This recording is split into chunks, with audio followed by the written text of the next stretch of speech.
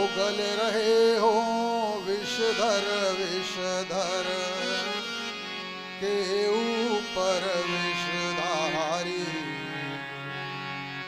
फुफकारों से फटक रही हो ये फट फट फट कशिलाएं, बम बम करके बमक रही हो शंभो शुक्त सीमाएं, हृदयांगण में नाच रहा हो वो प्यारा राम तुम्हारे, नाचो नाचो नाचो भोले तुम भी हृदय हमारे, जटाटवी गलज्जल प्रवाह पावित स्थल गलेवलम विलंबितां भुजंग तुंग मालिक डमट डमट डमट डमन्निनाद वट्ट मर्वय चकार चंड तांडव तनोतु नश जटाकटा संभ्रम प्रमन्निलिंप निर्ज विलोल वीचि वल्लरी विराजमान मूर्ति धगत धगत धगत चुलल्ललाट पट्ट भाव किशोर चंद्रशेखरे रति प्रतीक्षणम धराधरेन्द्र नंदिनी विलास बंधु बंधु सुरतिगंत संतति प्रमोद मान मानस कृपा कटाक्ष धोरणी निरुद्ध दुर्धरापद पचित दिगंबरे मनो विनोद मेतु वस्तु जटा भुजंग पिंगल स्फुरत फलामणि प्रभ कदम्ब गुंक मद्रव प्रलिप्पति पदुमुख मदांध सिंधु रस्फुरत गुत्तरीय मेधुर मनो विनोद मद्भुतम विभर्त भूत भर्त सहस्त्र लोचन प्रभत शेख लेख शेखर प्रसून धोल धोरणी विधु सरांग पीठ भुजंग राजमालया निबद्ध जाट जूट श्री चिराय जाय दाम चकोर बंधु शेख ललाट चत्त रज्ज्वलत धनंजय स्फुलिंग निपीत पंच सायकम नमन लिंप नायक सुधामयूख लेखया विराजमान शेख। स्वकीय शयनागार के सुरम्य सदन में शांतिपूर्ण शक्ति का सुखानुभव कर रहा था, किंतु चित्तवृत्तियां वाह जगत की हलचल से ऊबकर अंतर्मुखी बनकर विराम ले रही थी। प्रगाढ़ निद्रा के आवरण को हटाकर एक आलोकमयी आभा का आभास मिला। वह कौन आभा थी? क्या वही शक्ति थी जो करती है इस सर्व विश्व का संचालन? क्या वही प्रभा थी जिससे प्रदीप्त है सूर्य चंद्र चक्रउद्गण, मानव की सर्वांद्रियों से सब कार्य कराती जाती है? क्या वही शक्ति थी प्रलय काल में जो केवल रह जाती? ओह, वैडूर्य मणिमंडित जगदाधार जगदीश का मंजुआसन, विष्णु रूप में पीतपट विविध वैकुंठवासी, और पटल पर एक एक करके आए और मैं भी दशानन दिगंत में विजय वैजयंती फहराता हुआ गुरुदेव भगवान शंकर से पूछ रहा था, इस जगत नाट्य के रंग मंच पर कब तक मुझे विचरना होगा, कब तक मुझको इस रक्ष रूप में वसुधा दल पर फिरना होगा। लेकिन भोलेनाथ, जिस रावण के श्रवणरंध्रों में सतत झन झनक झन झनक पायलों की झनकार गुंजायमान हुआ करती थी, आज उसी रावण के श्रवणरंध्रों के माध्यम से भय से भयभीत कर देने वाले भयावने शब्द अंतःस्थल में प्रविष्ट हो रावण को भयभीत क्यों कर रहे हैं? बोलो बोलो, अरे बोलो गुलशन गिरजा माना शाम कान को मचाता है। ये होता धीर सारा सोना सचित कलंक खा जाता है। लड़ते दिखाते कपीश ये श्रवण समीप कान प्रलय कान गाता है। ये सारा सुरलोक बंदी खाने में हमारे बंद, फिर भी दशानन क्यों भ्रमित हुआ जाता है? फिर भी दशानन क्यों भ्रमित हुआ जाता है? हे शिवाकांत, निद्रा के मधुरिम सुबासों से निमग्न हो निद्रा में तल्लीन होने का प्रयास कर रहा था, किंतु अचानक चकाचौंध ने रावण की निद्रा को विघटित कर दिया। तो ये चकाचौंध सी मची जोत, अरे जगमगा दिया किसने आकर? सोया था शयनागारों में, ये दिखाया किसने प्रश्न दिया? तारों का लड़ियों को तड़तड़ा, ये बंदी दल के उमड़ घोड़ गए, चित्त सुशील बन रहा, ये लंका का कड़कड़ाहट हुआ। अरे मुरझाते क्यों रोम रोम, जो रहे दशानन को बचते, जो रटते हैं वो ओम ओम, इंद्रियां मुक्त क्यों होती हैं? ये धरती हस्ती क्यों कौन कौन, ये गगन गाढ़ा प्लेगान, ये दुखाल छुट्टी कर रहा था, क्यों तुझ सनिश्चर प्रवृत्ति, अरे आंखें तेरे कर मुस्काता, क्यों दृष्टि आ रहे प्रलयंकर शंकर? क्या कारण? आज भाग्य का उलट फेर नहीं परिवर्तन है साधारण है, आज भाग्य का उलट फेर नहीं परिवर्तन है साधारण। भोलेनाथ, इस परिवर्तन का कारण जानना चाहता हूं, काला से अवगत कराएं। विदित हो गया, श्रवणित हो गए, अज्ञात प्रश्न ज्ञात हो गया। लालसा के ललित लोचनों से अपलक युगों से मैं जिसकी प्रतीक्षा करता चला आ रहा था, आज उसी जगदाधार जगदीश ने निमिकुल भासनी भूमि तनया सीता का स्वयंवर मिथिला में आयोजित कर मुझे मिथिला की वीथियों में आमंत्रित किया है। तो मैं वहां जाऊंगा अवश्य, क्योंकि कर रहा प्रतीक्षा था जिसकी वह पूर्ण मेरा कार्य हुआ। मेरे उद्धारण हेतु ही श्री नारायण का अवतार हुआ। जिस कार्य हेतु अवतार हुआ उसका श्री गणेश आज होगा। महापुरुष के साथ आज शक्ति का समावेश होगा। अरे जाऊंगा मिथिलेश नगरी का और दर्शन कर राघव के ही में उलझाऊंगा, दूंगा निमंत्रण कलंक उसे आने का, अपनी परिस्थिति सब उसको बतलाऊंगा। मिली है मुक्ति ऋषि रम जन्य जानकी से, ये जाना अगर ऐसा तो साथ उसे लाऊंगा। और रोगा जो मुझको विदेह ने किसी प्रकार, तो निज बल से विदेह को विदेह। महामंत्री अत्राकक्ष, दूत के द्वारा समाचार प्राप्त हुआ है। 1000 हाथियों का बल रखने वाली वीर शिरोमणि ताड़का और सेनानी सुबाहु ने शत्रु के समक्ष संघर्ष करते हुए वीर गति को प्राप्त किया है। उधर अवध प्रदेशांतर्गत दशरथ नंदन राम ने गाधेय विश्वामित्र के 60,000 शिष्यों सहित मैथिल प्रदेशांतर्गत गमन करके सीमोल्लंघन का अपराध किया है। अस्तु, हमारा प्रस्थान मिथिला की ओर है। आप चलें, पुष्पक विमान तैयार कराएं। भोलेनाथ, रावण की इस पुनीत बेला में अगर आपका सहयोग, आपका शुभाशीष इस रावण के साथ नहीं होगा तो ये रावण अपने लक्ष्य में सफल होगा अथवा नहीं, इसमें संशय है। इसलिए अरे भोले कर दो शक्ति प्रदान, भोले कर दो सहयोग दान। मैं स्वयं सरो में ओज भरूं, वाणी में भर दो प्रदान, फिर करूं मुक्ति का अन्वेषण। भोले कर दो सहयोग दान, मैं 9 विधान इस भूतल पर अरे फिर से रच दूं एक बार, फिर क्रांति मचा दूं मुस्ता पर। हो हर हर बम बम का महोच्चार। बोले तुम मेरे साथ रहो, मैं जग को पाठ पढ़ा दूंगा। उस भगवान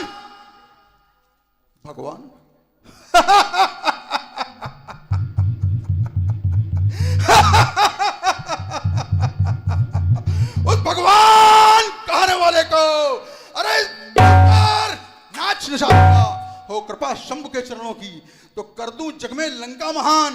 भोले कर दो शक्ति प्रदान, भोले कर दो शक्ति प्रदान। मम्मती इशारा करती है, मम्मती इशारा करती है तो मुक्ति का अवतार हो गया। अरे खोजो खोजो रावण इसको, ये संसार आसार हो गया। नई रीत से नई नीत नवनीत रीति अपनाऊंगा। कड़कड़ में, हाँ कड़कड़ में खोजूंगा उसको, उस छलिया का पता लगाऊंगा। यदि मैं असली रावण रणवंका हूं तो लंका में उसे बुलाऊंगा, लंका में उसे बुलाऊंगा। स्वर्णमय लंक में निशंक रहता हूं सदा। ये देवकुल मेरी नित्य नौकरी आता है। दिश दिश घूम दिग्गजों के बंध तोड़ दिए। विश्व में विजय घोष मम फहराता है। जय जय जय बोलकर शंकर की रंगभूमि अवलोकने लंकेश जाता है, लंकेश जाता है, लंकेश जाता है।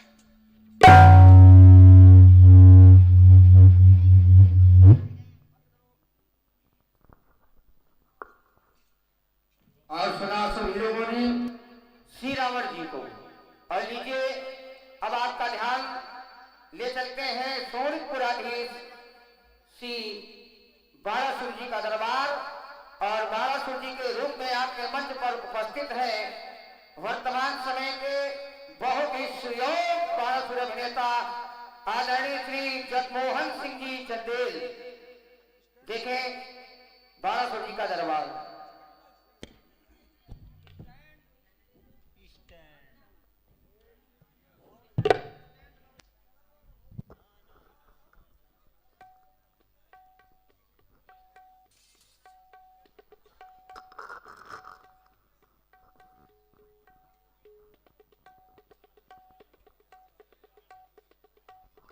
बहुत ही सुंदर समिति के द्वारा व्यवस्था की गई है। और श्री रावण जी और श्री बाणासुर जी के मध्य आप सभी लोगों का अद्वितीय संवाद। और प्रातःकालीन बेला में भगवान परशुराम और भगवान श्री लक्ष्मण जी के मध्य बहुत ही सुंदर संवाद आप लोग देखेंगे प्रातःकालीन बेला में।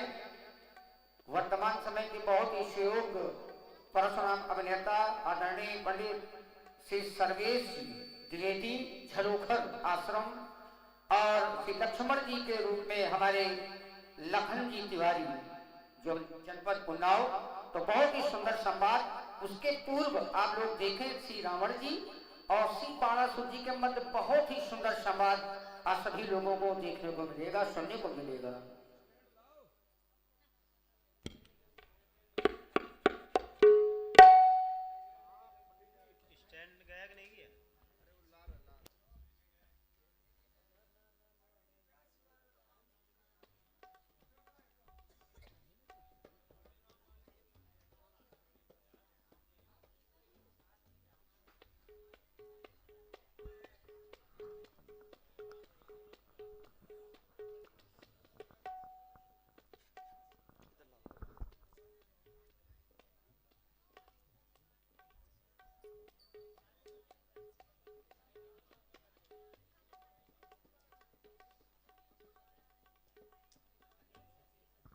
में आपके पूजन में हे शैशा के उच्चाटन, हे शैशा के उच्चाटन कुछ मेरी समझ में नहीं आता।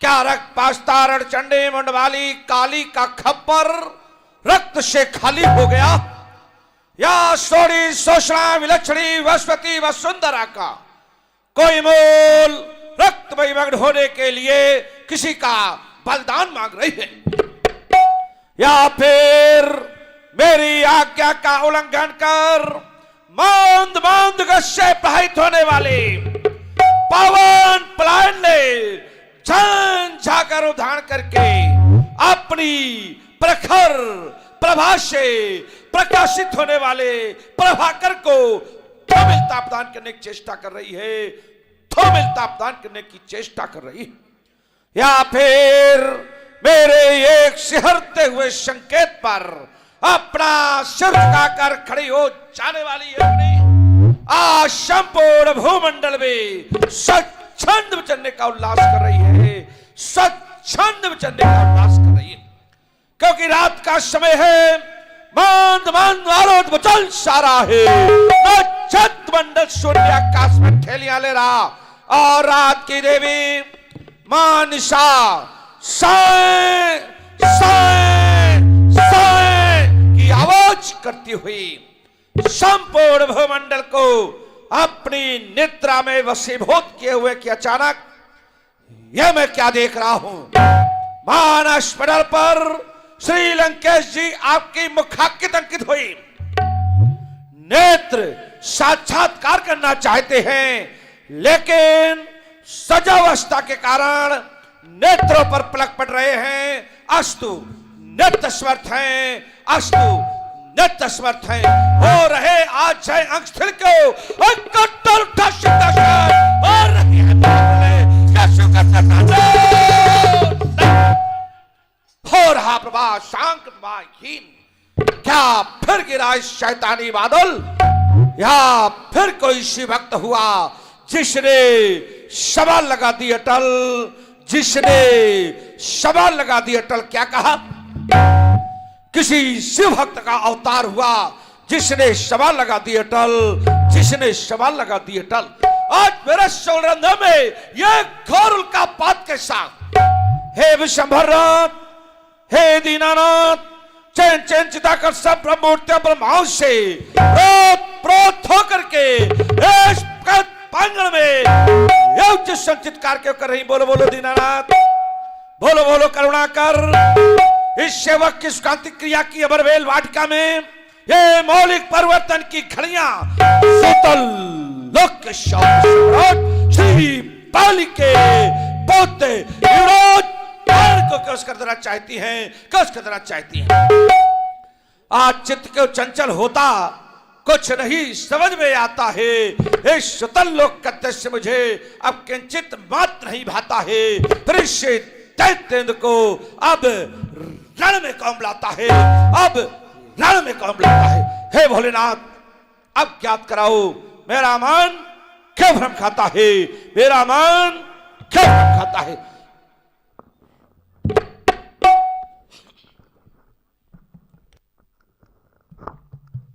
क्योंकि मैंने तो पृथ्वी पर कोई भी वीर अवशेष नहीं रखा जो बाण को सावधान कर सके।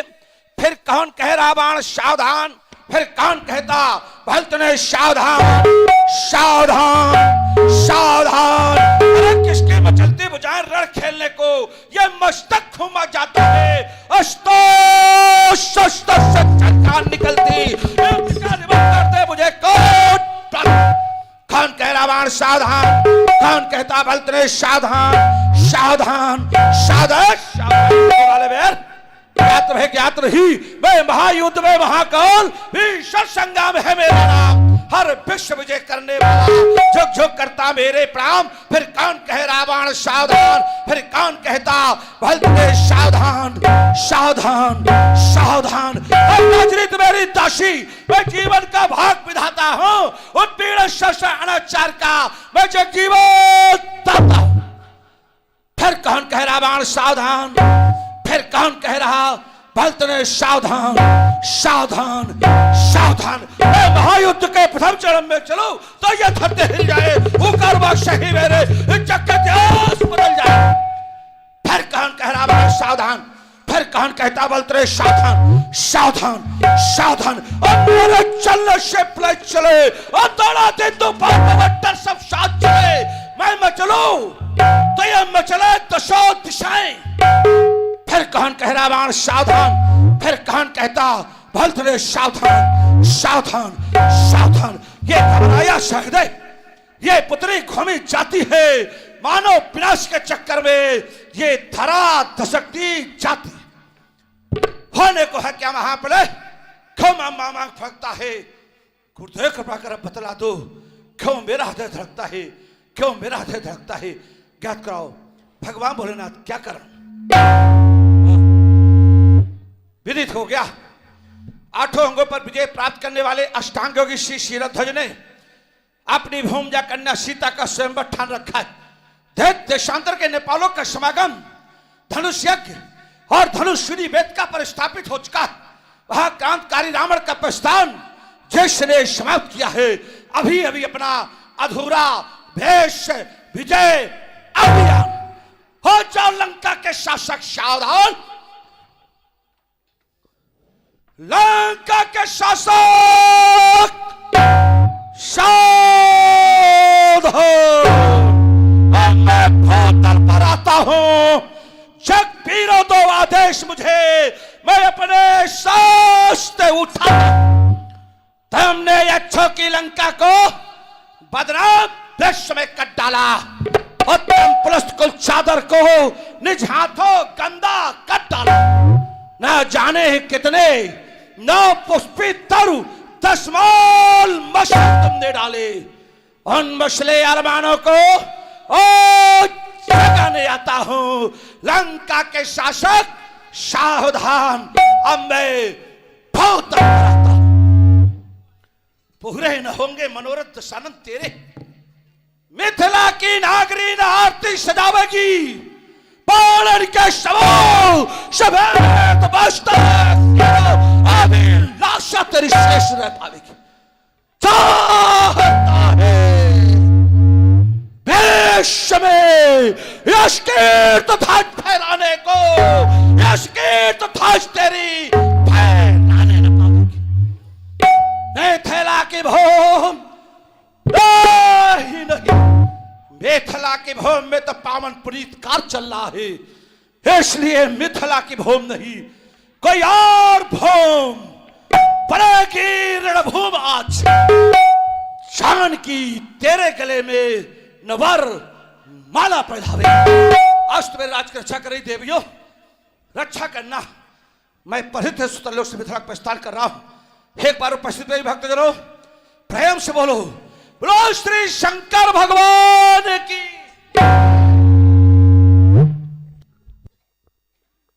और आप हैं भाई आदरणीय अतुल सिंह जी कछवाहा, आपकी ओर से 21 पुष्प मुद्राएं श्री बालासुर जी के लिए सपने भेंट की गई। बहुत बहुत धन्यवाद है।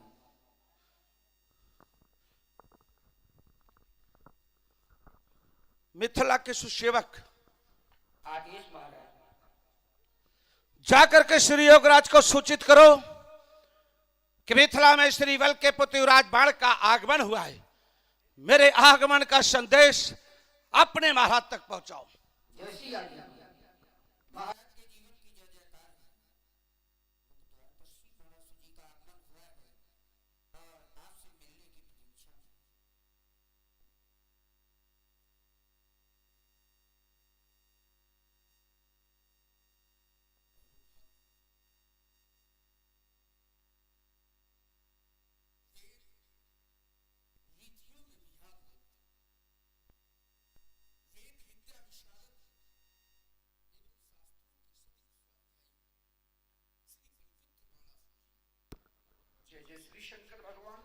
ब्रह्म ज्ञानी, तत्व ज्ञानी, कर्म ज्ञानी, कर्मनिष्ठ, धर्मनिष्ठ, सत्यनिष्ठ, यम नियम आसन प्राणायाम प्रत्याहार ध्यान धारणा और समाज के 8 अंगों पर विजय प्राप्त करने वाले अष्टांग योगी श्री शिरोधत जय जय श्री शंकर भगवान की। आपका शुभागमन हमारी मिथिला में हो गया। आपके आगमन मात्र से हमारा अंतःकरण कहने को बाध्य हो उठा।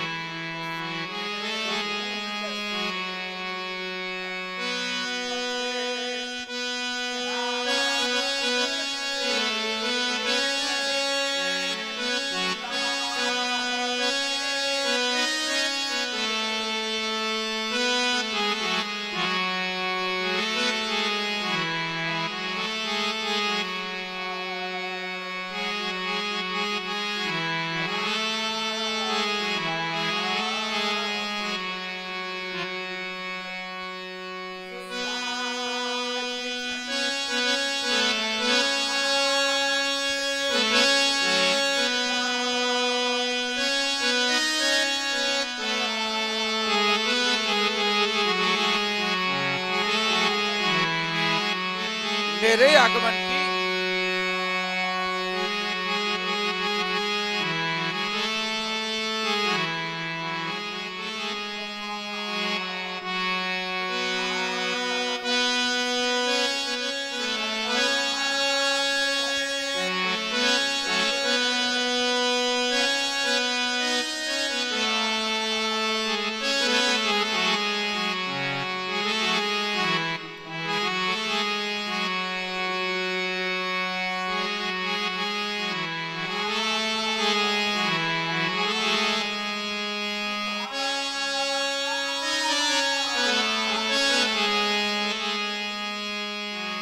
शिष्टाचार के सिद्धांश गौरव, गणेशाध योग के प्रखर, धन हो गया आपके सुंदर सुखद स्वागत से, चारुता में चारु हो गया। तभी तो देखो प्रत्येक रोम से ओम ओम निकलने लगा। ऐसी भावना में मैं विभूषित हो गया। स्वीकार आपका अभिनंदन, स्वीकार आपका वंदन। विशेष रूप से प्रभावित हूं आपकी वाणी से। वाणी बहुत प्रिय है। मन करता है कि वाणी रूपी सागर में मैं तब तक गोते लगाता रहूं जब तक हमें वाणी के संदर्भ में कहे गए विद्वानों के मत, जब तक हमें आपकी वाणी की थान मिल जाए। मैं विचार करने लगा कि वाणी के संदर्भ में जब विद्वानों ने अपने अपने अलग अलग मत प्रस्तुत किए, प्रशंसा में मत प्रस्तुत किए, उन्हीं विद्वानों में से विद्वान के मत का चयन मैंने आपकी प्रशंसा के लिए किया। उस विद्वान ने कहा है कि मधुरिमा यदि कंठ में न होती, मधुरिमा यदि कंठ में न होती तो शब्द विषपान बन गया होता। वेदना यदि हृदय में न होती, योगी वेदना यदि हृदय में न होती तो ये हृदय पाषाण बन गया होता। वासना यदि प्रेम को न छलती, या ये कह दूं कि प्रेम में यदि वासना न होती तो प्रेम वरदान बन गया होता। और याचना यदि भक्त में न होती तो भक्त स्वयं भगवान बन गया होता। भक्त स्वयं भगवान बन गया होता। सुना है बेटी का विवाह है, और बेटी के विवाह में प्रत्येक व्यक्ति को सेवा भाव लेकर के जाना चाहिए। यद्यपि प्रायः सहयोग की भावना से लोग जाते हैं, प्रायः सहयोग की भावना से लोग जाते हैं कि मैं पहुंच करके वहां अपना सहयोग प्रदान करूंगा। मेरा विचार कुछ इससे अलग है कि व्यक्ति को सहयोग की भावना से नहीं, सेवा भाव लेकर जाना चाहिए। क्योंकि सेवा भाव लेकर के जाएगा तो सेवक का भाव समर्पण का होता है। तो जब समर्पण का भाव लेकर के वो जाएगा तो निश्चित रूप से जिसके कार्य में पहुंचेगा उसका कार्य ठीक प्रकार से संपादित हो जाएगा। क्योंकि सेवक सोचता है, विचारता है, क्या कहता है, नात सकल संपदा तुम्हारी, मैं सेवक समेत सुत नारी। सेवक की ये भावना है कि मैं तो अपने पुत्र और पत्नी सहित आपका ही सेवक हूं। अगर ये भाव है सेवक के, और सेवक का भाव यही है, तो सेवक सेवा भाव लेकर के ये बाण उपस्थित है। मेरे लिए कोई आदेश त्वरित पारित करें। आसन पर और समय आने पर अपने सहयोग से हमें लाभान्वित करें। समयानुसार हम अपने सहयोग से आपको लाभान्वित करें। ये थोड़ा शब्द है बड़ा सामान्य, शब्द बहुत सामान्य है कि समयानुसार। तो मैं ये नहीं समझ पाया कि किस समय के अनुसार। भाई शब्द तो बहुत छोटा है लेकिन है गंभीर शब्द। ये किस समय के अनुसार, जो व्यवस्था या जो व्यक्ति अव्यवस्था फैलाए, अव्यवस्थित लगे। हाँ, अब ये नहीं नहीं तो व्यक्ति को व्यवस्थित करें कि व्यवस्था को व्यवस्थित करें। व्यक्ति व्यवस्थित करो, अच्छा अपने आप व्यवस्थित हो जाए। हाँ, ये बड़ा विश्वास आपने हमारे ऊपर किया है। जिस विश्वास के साथ आपने हमारे ऊपर विश्वास किया है, उस विश्वास का विश्वासपात्र बनने का मैं सफल प्रयास करूंगा। जाएं आप।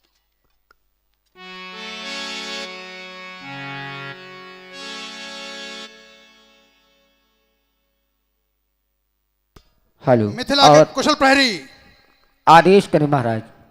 राजा जनक को सूचित करो, मिथिला की रंगशाला में पौलस्त कुलभूषण त्रिभुवन सम्राट स्वर्णमयी लंका में निवास करने वाले रावण का पदार्पण हुआ है। तत्काल नृपाल को मेरे आगमन की सूचना दी जाए। जैसी आज्ञा महाराज। महाराज के जीवन की जय जयकार हो। श्री रावण जी का आगमन हुआ है और आपसे मिलने की जिज्ञासा व्यक्त की है। कहें इस सेवक के लिए क्या आदेश है? श्री रावण जी का सुहागमन अवश्य। उनका स्वागत स्वागत ही नहीं, पूजन वंदन अभिनंदन। आज मैं अभेद कवच की प्राप्ति हुई। अभेद कवच आचार्यों ने बतलाया, कवच अभेद विप्र गुरु पूजा, यही सब विजय उपाय न दूजा। स्वयंवर की सफलता के लिए अभेद कवच। और आप हैं भाई हमारे आदरणीय अवधेश पाल जी, आपकी ओर से 21 पुष्प मुद्राएं हमारे जनक जी के लिए और 21 पुष्प मुद्राएं हमारे बाणासुर जी के लिए। और आप हैं भाई कौशल भैया, आपकी ओर से भी ये 11 मुद्राएं श्री बाणासुर जी के लिए और कौशल भैया की ओर से पुनः 11 मुद्राएं हमारे जनक जी के लिए सादर भेंट की गई हैं। बहुत बहुत धन्यवाद। माता प्रेयसी की कोख को धन्य बनाने वाले अप्रतिम योद्धा भगवान श्री भोलेनाथ के परम उपासक हमारी सुविधा में आकर हमारे अग्रज श्री रावण जी आपके श्री चरणों में सिरत जनक प्रणाम कर रहा है। मिथिला के प्राण, इस अधिवेशन के अधिष्ठाता यम नियम आसन प्राणायाम प्रत्याहार ध्यान धारणा समाधि आदि के परमाचार्य सर्वांतोमुखी प्रतिभा संपन्न शिष्टता सौम्यता शीलता सभ्यता सहिष्णुता के स्वामी सत्यवादी समदर्शी श्री तीरध्वज यम नियमों का पालन करके आसन प्राणायाम प्रत्याहार ध्यान धारणा कर समाधि अविराम सिद्ध कर लिया। जनकराज जयकर शिव शंकर, जय महाकाल गुरु की, विदेहराज जय शंकर की। आपका सौभाग्य हमारी मिथिला में। यहाँ पर कांचन संग बंधु, मैं आपको क्या प्रतिज्ञा कर सकता हूँ?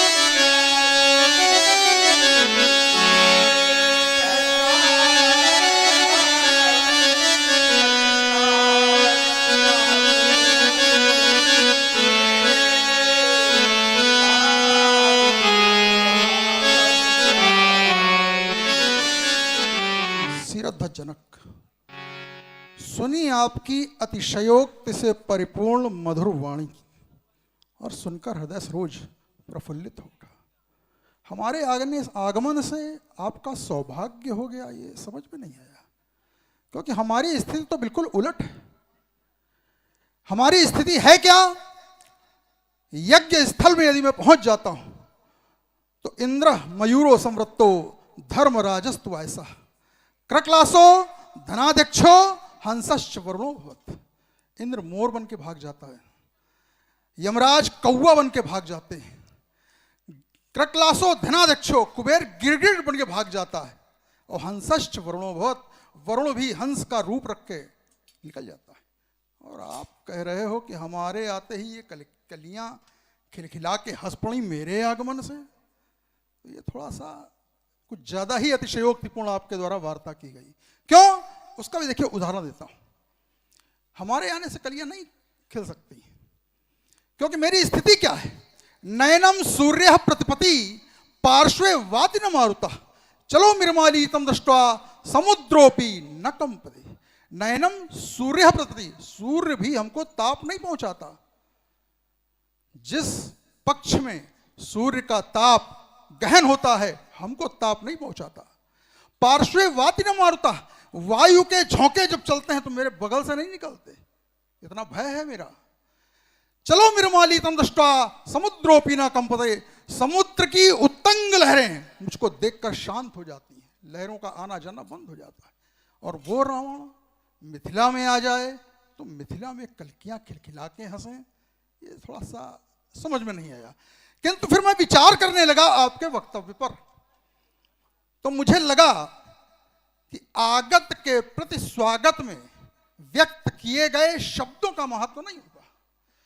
महत्व होता है व्यक्ति के भाव का, कि राजा जनक के भाव मेरे प्रति क्या हैं, तो उन भावों का मैं सम्मान करता हूं और कहना चाहता हूं कि सुचिमान वीय शाश्वत मूल्यों की यह संयम प्राण प्रतिष्ठा है। इस देवेतर देवोकलोक नदियों की उत्तम शिक्षा है। यह संयम ही, जिस संयम को तुम धारण किए हो, यह संयम ही मनुष्य को देवों के सिंहासन पर बिठलाता है। इस नर को उस नारायण से यह संयम अविलंब मिलाता है। तो आप चलें, राज्य के अन्य कार्यभार देखें। मैं बढ़ रहा हूं भूत भावन भोलेनाथ के पावन पिनाक दर्शनाथ।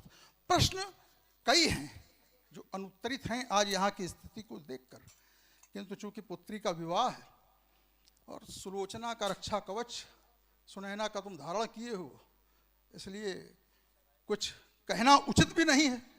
तो आप चले राज्य के अन्य कार्यभार देखें। मैं बढ़ रहा हूं भूत भावन भगवान भोलेनाथ के पावन पिनाक दर्शनाथ। और आप हैं भाई हमारे राम प्रकाश यादव भूरा भैया, और हमारे अतुल भैया की ओर से श्री बाणासुर जी और श्री जनक जी के लिए 21 पुष्प मुद्राएं प्राप्त हुई थी, और हमारे राम प्रकाश यादव भैया की ओर से 21 पुष्प मुद्राएं श्री रावण जी के लिए और 21 पुष्प मुद्राएं श्री जनक जी के लिए सादर भेंट हुई हैं। बहुत बहुत धन्यवाद है। वो वाला माइक दे दो, उस माइक की आवाज़ इसमें नहीं आ रही है। वो वाला माइक दे दो, उसमें नहीं आ रही, कमेंट उसमें आ रहे हैं।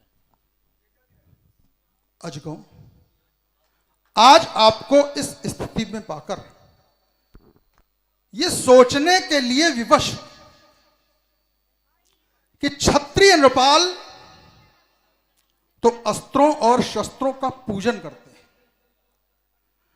क्षत्रिय नृपालों के द्वारा अस्त्रों और शस्त्रों का संरक्षण किया जाता है, किंतु आज यहां स्थिति बिल्कुल उलट है। एक क्षत्रिय नृपाल के द्वारा व्यक्तिगत कार्य हेतु एक अस्त्र को लक्ष्य बना दिया गया। तो मैं जानना यह चाहता हूं कि जब मनीषियों का क्षत्रियों के लिए कथन है कि स्वयं सुसज्जित करके रण में प्रीतम को प्राणों के पड़ में हम ही भेज देती हैं रण में, छात्र धर्म के नाते जब क्षत्रिय नृपाल युद्ध के लिए मैदान में जाता है तो छत्राणियां क्षत्रिय नृपाल के मस्तक पर तिलक धार देती है और विजयी होकर के आने की कामना करती है। वहीं एक राजा के द्वारा अपनी पुत्री के विवाह हेतु एक अस्त्र के ऊपर आधारित होकर ले लिया गया प्रण। और ये गुणियों की समाज है, यहाँ गुणीजन लोग हैं, गुणी लोग ज्यादा हैं।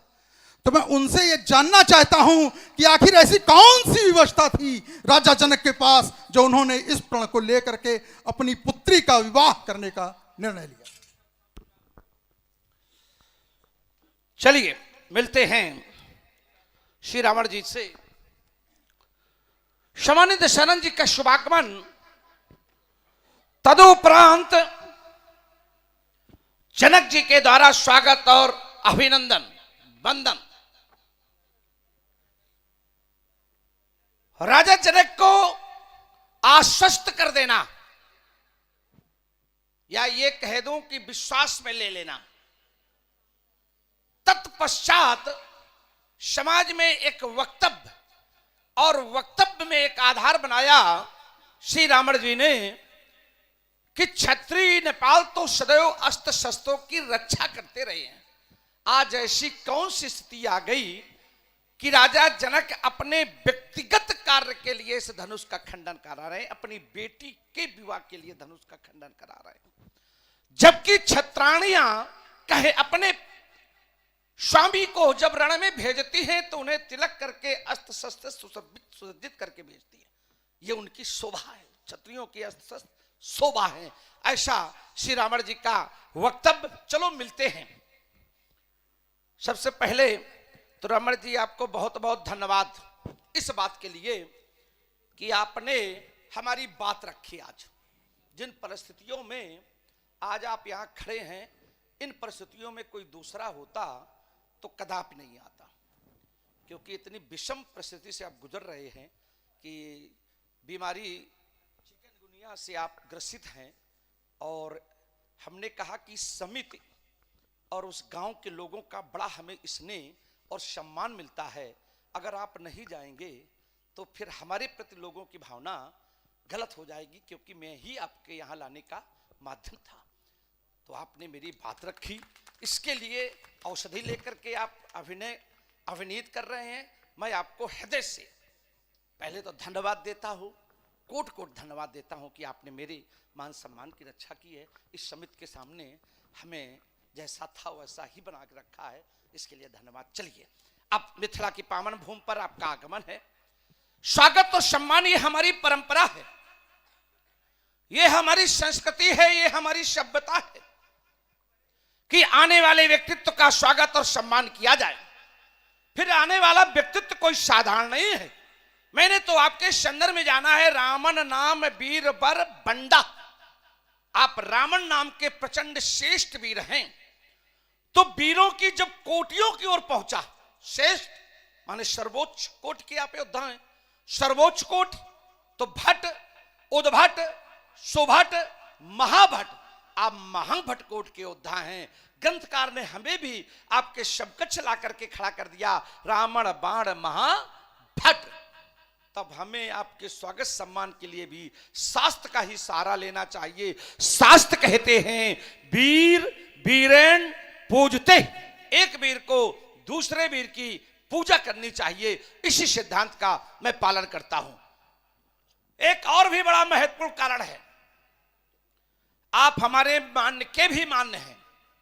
हमारी बुआ रत्नमाला, उनकी पुत्री वज्र ज्वाला आपके छोटे भाई कुंभकर्ण को ब्याही है।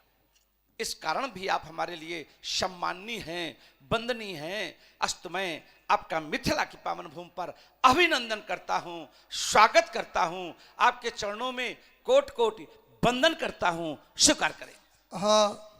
बलिसुत बलिसवन शोणित पुराधीश महाकाल बाण, विश्व की बेल के विलसित सलोने स्वन, करते हो प्रसन्न चित्त अर्चना नित शशिधर की, दानी पितु बलि के हो दलित वर्ग रक्षक तुमको लख बंधुमम दक्षिण भुज भर की, दुष्ट दंभ दर्पियों के करते हो दंभ दूर, क्रोध युक्त होकर गदा गर्जन जब करती, दानो कुल कमल कलित बाण, जय शंकर की। जय जय भोलेनाथ की। आपने कहा कि आपको देख करके मेरी दाहिनी भुजा फड़की है। दाहिनी पुरुष की दाहिनी भुजा फड़के तो शुभ का प्रतीक होता है। चलिए, ये अच्छी बात है कि हमारे मिलने से आपको शुभ के संकेत मिल रहे हैं, और अगर आपको हमारे मिलन से शुभ के संकेत हैं, तब हमने आधी लड़ाई तो जीत ली भाई, आधी तो हमने जीती ली कि अब आप हमारे अनुकूल हैं भाई। हमारे मिलने मात्र से आपकी दाहिनी भुजा फड़क रही है तो शुभ के संकेत, तो हमने समझ लिया कि हमारा मिलन आपका मधुर, और जब मधुर मिलन है तो भावनाएं हैं मधुर, तब तो हमने आधी लड़ाई आज राजा जनक की जीत ली। अब आधी के लिए संघर्ष करना है, तो उसी आधी के लिए हम प्रयास करते हैं। क्या आपने कहा कि छत्राणियां जब रण में अपने स्वामी अपने पति को भेजती हैं तो उनका तिलक करती हैं और उन्हें अस्त्र शस्त्रों से सुसज्जित करके भेजती हैं। छत्री के लिए तो अस्त्र शस्त्र उसकी शोभा है, फिर ये राजा जनक ने इसे तुड़वाने का निर्णय क्यों? श्री रावण जी, एक चिंतन के साथ में प्रवेश कर रहा हूं वार्ता में। जब वही छत्री रण में जाता है, तो जब वो रण में जाता है तो दूसरे सम्मुख खड़े हुए शत्रु पर वो जब अस्त्रों शस्त्रों का प्रयोग करता है तो अपने अस्त्रों शस्त्रों की रक्षा करता है, लेकिन दूसरे के अस्त्रों शस्त्रों को वो नष्ट करता है। जबकि छत्री के अस्त्र शस्त्र शोभा है, नष्ट नहीं होना चाहिए, करना चाहिए, लेकिन क्यों नष्ट करता है? क्योंकि उसका उद्देश्य जो है वो महत्वपूर्ण है। व्यक्ति की उद्देश्य बड़ा महत्वपूर्ण होता है। कार्य करने की क्रिया क्या है ये इतनी महत्वपूर्ण नहीं है, महत्वपूर्ण है कि उसका उद्देश्य क्या है कार्य करने का। जैसे कभी कभी यज्ञ का करना शुभ है, अच्छा माना जाता है कि यज्ञ करना चाहिए, लेकिन कभी कभी लोगों ने यज्ञ को विध्वंस भी किया, यज्ञ को विध्वंस भी करना पड़ा, क्योंकि यज्ञ विध्वंस करने का उद्देश्य क्या है? यहां पर राजा जनक जो धनुष तुड़वा रहे हैं, क्षत्रियों के अस्त्र शस्त्रों की अस्त्र शस्त्र क्षत्रियों की शोभा है, रक्षा करनी चाहिए, लेकिन महत्वपूर्ण है कि राजा जनक का धनुष तुड़वाने के मूल में उद्देश्य क्या है? तो उत्तर मिलता है कि राजा जनक बेटी का विवाह कर रहे हैं, और बेटी का भी विवाह उस बेटी का विवाह कर रहे हैं जो उनकी जाई नहीं है। क्योंकि आपने शब्द जोड़ा था कि राजा जनक अपने व्यक्तिगत कार्य के लिए धनुष तोड़वा रहे हैं, अपनी बेटी के विवाह के लिए। राजा जनक सीता के पालित पिता हैं, पालन राजा जनक ने सीता का किया। माता सुनैना ने सीता को जन्म नहीं दिया है। राजा जनक के आंगन में जन्म के समय वैदेही की किलकारियां नहीं गूंजी हैं, ये तो पालित पिता हैं। उनका ये धर्म तो व्यक्तिगत बेटी सीता कहां से हो गई? क्योंकि पृथ्वी से उत्पन्न होने के कारण मैं तो ये समझता हूं कि वो विश्व की धरोहर हो गई। विश्व की जो धरोहर है, विश्व की जो बेटी है, उसके विवाह के लिए अगर ये आयोजन आयोजित है तो ये व्यक्तिगत कहां से हो गया? मेरा विषय अंत में एक आता है कि व्यक्ति का उद्देश्य महत्वपूर्ण होता है। राजा ने धनुष तुड़वाने का निर्णय बेटी के विवाह के लिए ले रखा है। अल्प विराम के साथ श्री रावण जी। श्रीमान बाणासुर जी कह रहे हो, युद्ध क्षेत्र में जब क्षत्रिय नृपाल युद्ध करने जाता है तो वो दूसरों के अस्त्र शस्त्रों को नष्ट करता है, अपने को सुरक्षित करता है। आपकी बात ठीक है, लेकिन आपकी बात से यहां से कोई संबंध नहीं। क्यों? आपने कहा उद्देश्य ठीक होना चाहिए, और साथ ही आपने बताया कि सीता की प्राप्ति कैसे हुई, अर्थात सीता अयोनिजा है, उत्पन्न नहीं हुई। पालित पिता जनक हैं, पिता तो हैं भाई, पालित पिता हो। पिता भी 5 प्रकार के होते हैं, तो उसमें एक पिता पालित है, वो राजा जनक हैं। वही कार्य अगर पुत्री इनके यहां पैदा भी हुई होती, उत्पन्न हुई होती, तो भी कार्य ये करते जो ये कर रहे हैं। फिर ऐसा नहीं है कि सीता ही केवल अयोनिजा आज तक हुई है, इसके पूर्व में कोई अयोनिजा हुआ ही नहीं, ऐसा नहीं।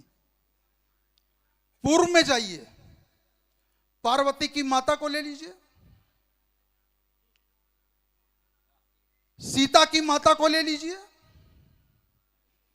या एक आगे अकाल खंड आने वाला है द्वापर में, वो उसकी चर्चा नहीं करूंगा क्योंकि समय आगे का है, वो उनकी माता जी को ले लीजिए। ये पितरों की 3 कन्याएं हैं, और पितरों की ये तीनों कन्याएं मन से उत्पन्न हुई हैं, अयोनिजा वो भी हैं। क्या उनके विवाह के लिए कहीं कोई इस प्रकार की व्यवस्था की गई थी? कोई स्वयंवर, कुछ कहीं कोई आयोजन किया गया? नहीं किया गया।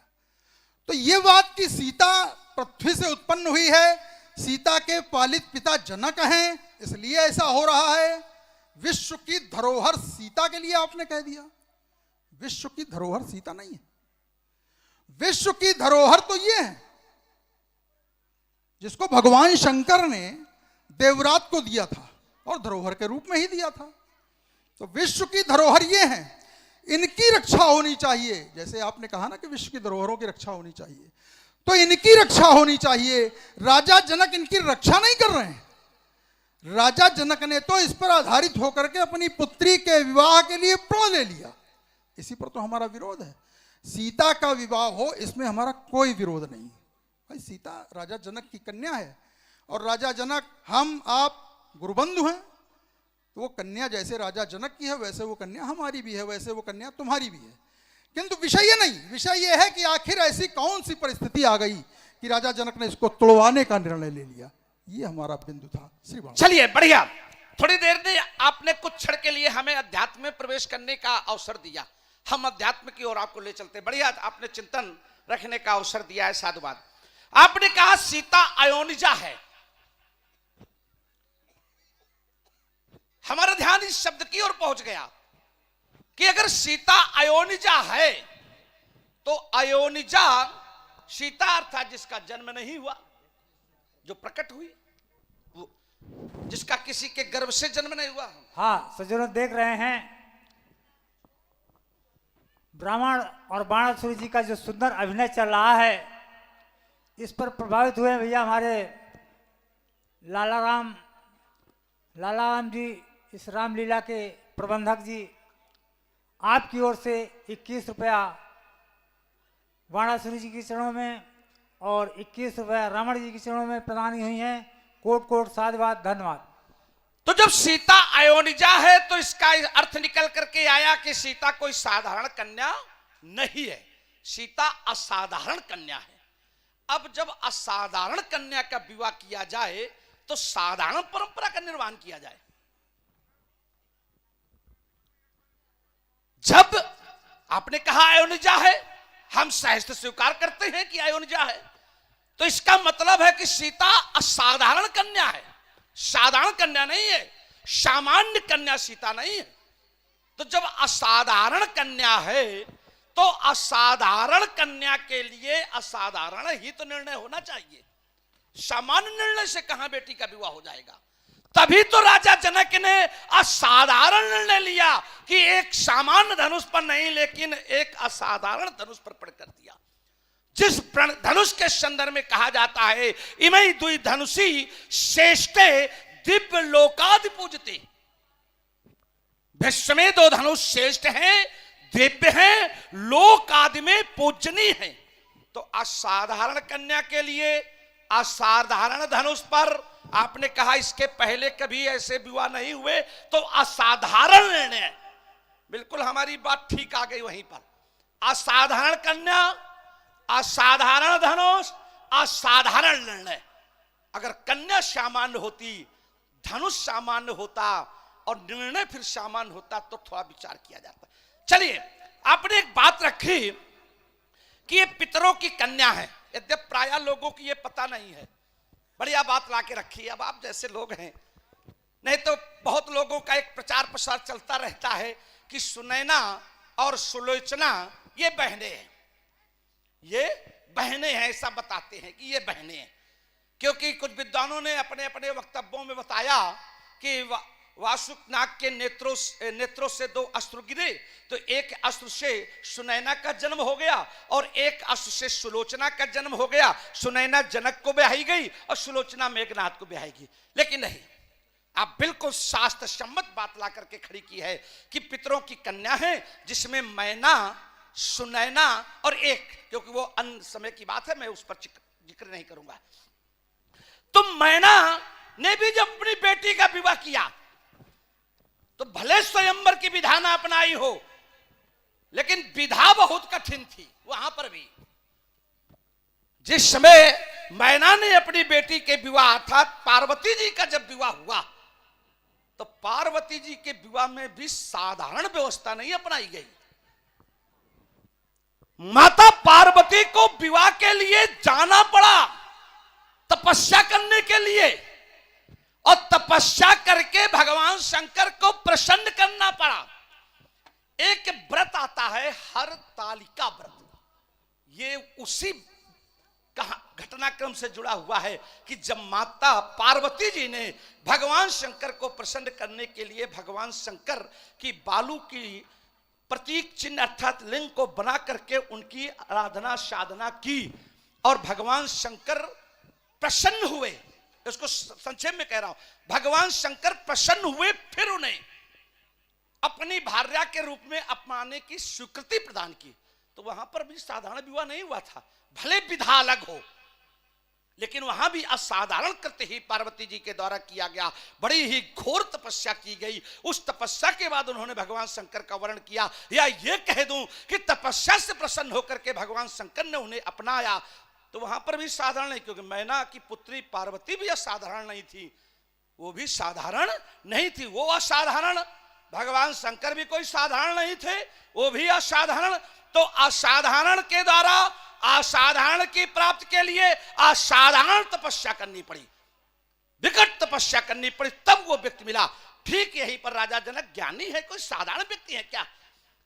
ज्ञानी है, ज्ञानी के द्वारा लिया गया निर्णय है। मेरी बेटी असाधारण है, धनुष असाधारण है, क्यों ना मैं भी एक असाधारण निर्णय ले लूं, क्योंकि धनुष यूं टूटने वाला नहीं है। राजा जनक जी क्यों असाधारण?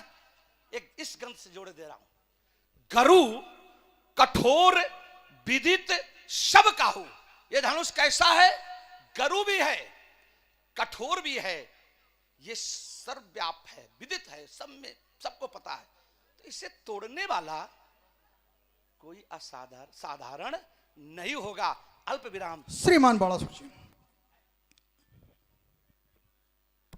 हाँ, आप लोग देख रहे हैं ये अहोभाग्य इस धरती का, इस गांव का, ये महान विभूतियां हमारे मंच पर सुशोभित हैं।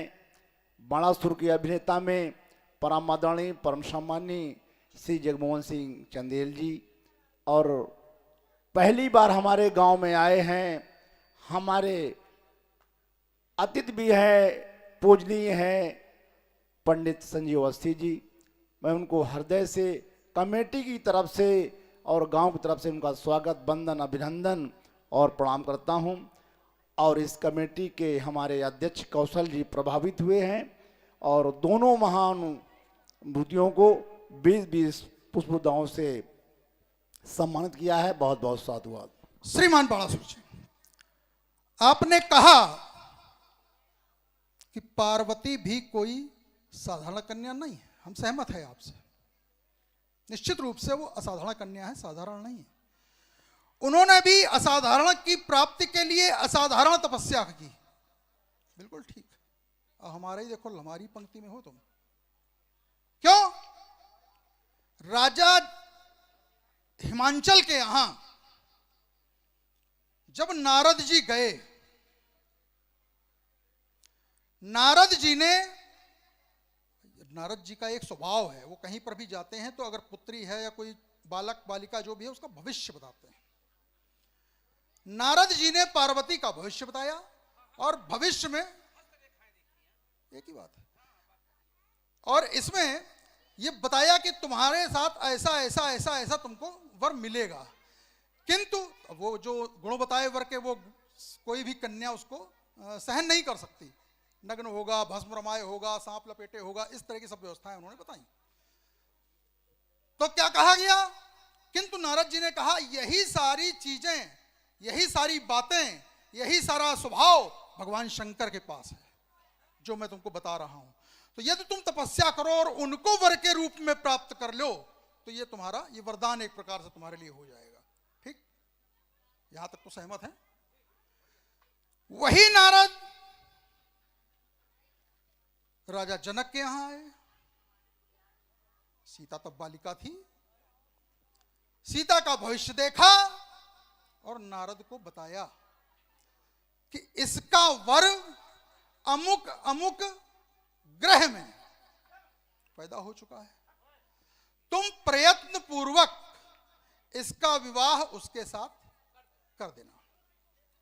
अब राजा जनक को जब नारद जी ने बता दिया, सब कुछ खोल के बता दिया कि इसका विवाह तुम्हें उससे करना है, प्रयत्न पूर्वक इसलिए कहा कि पूरा प्रयास करना, कहीं और इसको मत देना, योग माया है ये, इसका विवाह कहीं और मत कर देना, इसलिए प्रयत्न करना।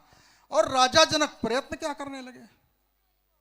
भाई राजा जनक को तो ये मालूम है ना कि कौन वर होने वाला है सीता का, और जब ये मालूम है तो क्यों नहीं उस नृपाल के यहां चले गए, वर मांग लेते, विवाह कर देते। ये आडंबर करने की क्या आवश्यकता थी? इस आडंबर की आवश्यकता क्या थी?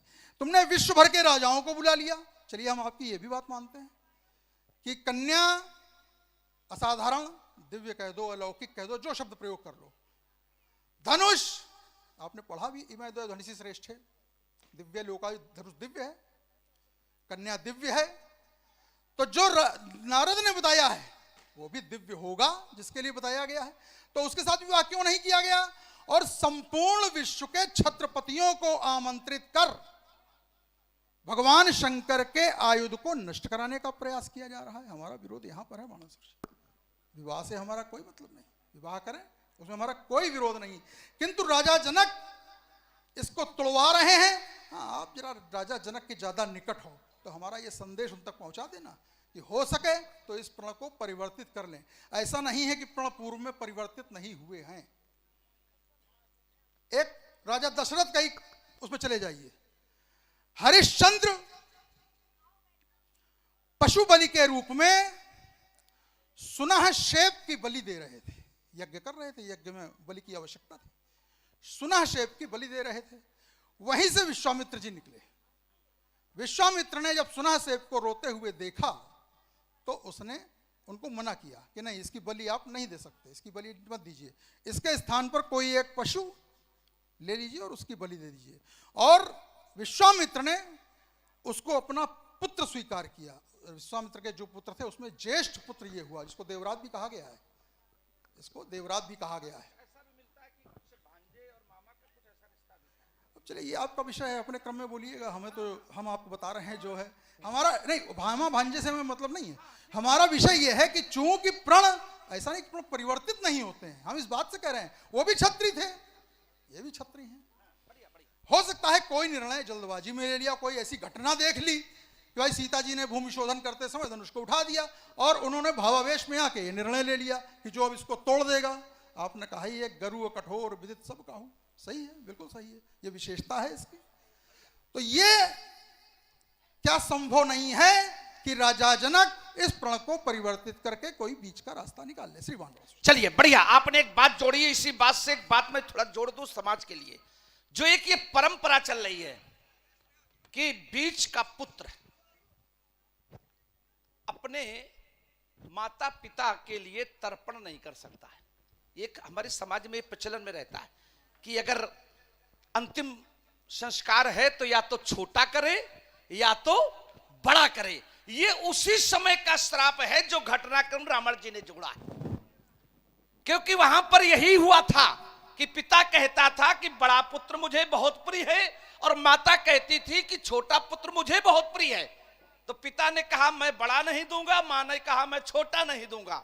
तो निर्णय लिया गया कि क्योंकि राजा को बलि देनी है तो बीच वाला पुत्र दे दिया गया। और उसी समय से ये परिवार में श्राप लग गया कि कभी भी बीच वाले पुत्र के द्वारा किए गए तर्पण से माता और पिता को तृप्ति नहीं मिलेगी। वो श्राप, बढ़िया बात जोड़ी आपने और समाज को देने के लिए कुछ अवसर मिल गया है। बहुत बहुत आपको धन्यवाद, क्योंकि ये सब बातें ऐसे थोड़ा आ पाती, जब सामने कोई होगा तभी आएंगी। चलिए अब हम विषय की ओर बढ़ते हैं, जो आपने विषय रखा। आपने कहा कि नारद जी हिमांचल के यहां गए और नारद जी अपने स्वभाव के कारण कन्या का हाथ देखा।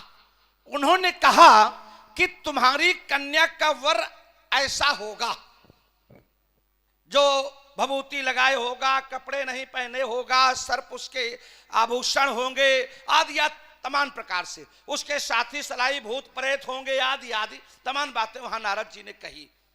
और वहां नारद जी ने एक सलाह दी कि ये गुण भगवान शंकर में मिलते हैं। अगर पार्वती भगवान शंकर को प्रसन्न कर ले तो भगवान शंकर के साथ उनका विवाह हो जाए तो बात दोनों बन जाएंगी। यहां पर क्या कहा नारद जी ने, यह चिंतन का विषय, कहा कि अगर तुम्हारी बेटी तपस्या करके भगवान शंकर को प्रसन्न कर ले, तो यहां पर बेटी ने तपस्या की और भगवान शंकर को प्रसन्न किया और वर के रूप में भगवान शंकर को प्राप्त किया। अब आ जाइए, नारद जी पहुंचे जनक जी के यहां। आपके कथनानुसार शास्त्र संबद्ध बात, जनक जी ने कहा तुम्हारी कन्या योग में आया है, तुम्हारे यहां ये उत्पन्न हुई है, तुम्हें प्राप्त हुई है, और प्रत्न पूर्वक तुम इसका विवाह अमुक के साथ कर दो, क्योंकि इसके वर का जन्म वहां हो चुका। क्या कहा था? प्रत्न पूर्वक कर दो। ये अगर शब्द नारद न जोड़ते, केवल ये कह देते कि तुम इसका विवाह वहां कर दो, केवल अगर इतना नारद कह देते कि तुम इसका विवाह वहां कर दो, अब फिर राजा जनक के द्वारा निर्णय लिया गया होता तो मैं निश्चित रूप से कहता कि फिर अनुचित है। क्योंकि उन्होंने कहा प्रत्न पूर्वक, माने प्रयत्न करना, प्रयास करना वहां के लिए। एक वहीं पर वृतांत थोड़ा और मिलता है, जनक जी ने असमर्थता भी व्यक्त की है ग्रंथों के अनुसार। जनक जी ने कहा कि हमारा वंश और उनका वंश एक है, क्योंकि ये इक्ष्वाकु के बाद से, निमि से, इक्ष्वाकु के बाद निमि से जनक का वंश निमिवंश कहलाया है, और वहां से दशरथ का वंश अलग हो गया। तो ये दोनों का वंश एक ही है।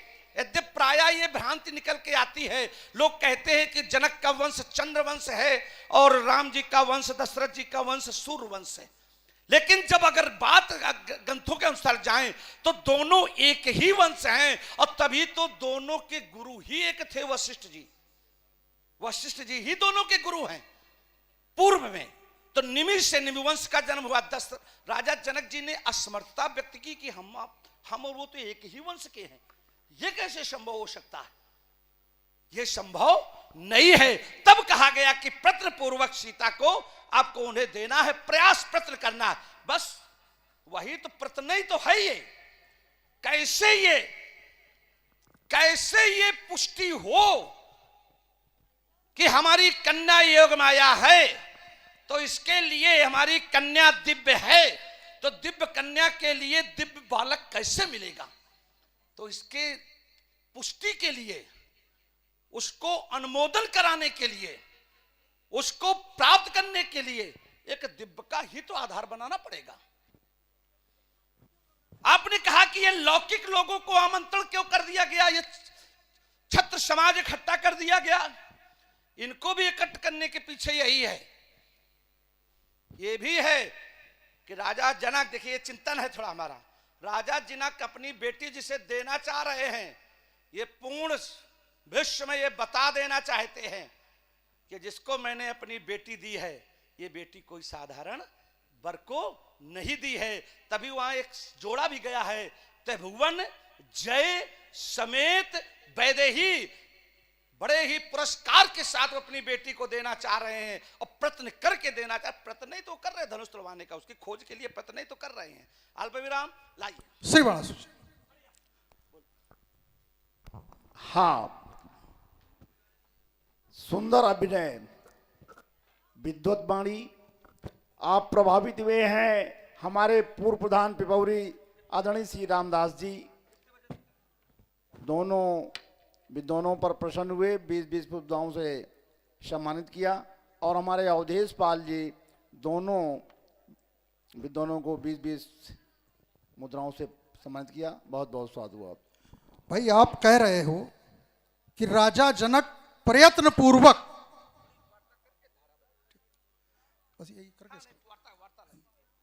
राजा जनक प्रयत्न पूर्वक अपनी कन्या का विवाह एक दिव्य या अलौकिक की खोज करके उसको दे रहे हैं, ठीक है।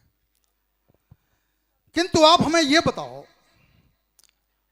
क्या नारद ने प्रयत्न में ऐसा कुछ कहा था कि इस प्रकार का फल ले लेना? भाई प्रयत्न तो अन्य भी कई होते हैं। अब हमें सामने जाना है, ये दीवार है, सामने हमको जाना, हमको उधर जाना है। अब कहोगे प्रयत्न पूर्वक चले जाओ, तो प्रयत्न पूर्वक तो 2 प्रयत्न हो गए, हम उतरे बगल से निकल जाए। एक प्रयत्न यह है कि हम दीवार तोड़ते हुए निकल जाएं। बुद्धिमानी किसमें है? दीवार तोड़ के जाने में या नीचे से जाने में? नीचे से जाने में। उसी प्रकार यदि राजा जनक को प्रयत्न करना था तो कोई अन्य प्रयत्न कर लेते, किसी को भेज देते उसके राजा के यहाँ जहां वो बालक उत्पन्न हो चुका है, उसको बताते कि नारद जी ने ऐसा ऐसा कहा है, मुझे ये संबंध करना है। दूसरा, आपने कहा, बिल्कुल सही बात है, आपकी बात ये बिल्कुल ठीक है कि इक्ष्वाकु वंश में ये दोनों एक थे, एक ही कुल है, लेकिन निमि से अलग हुए, कुछ यज्ञ को लेकर के दोनों में मतभेद हो गया।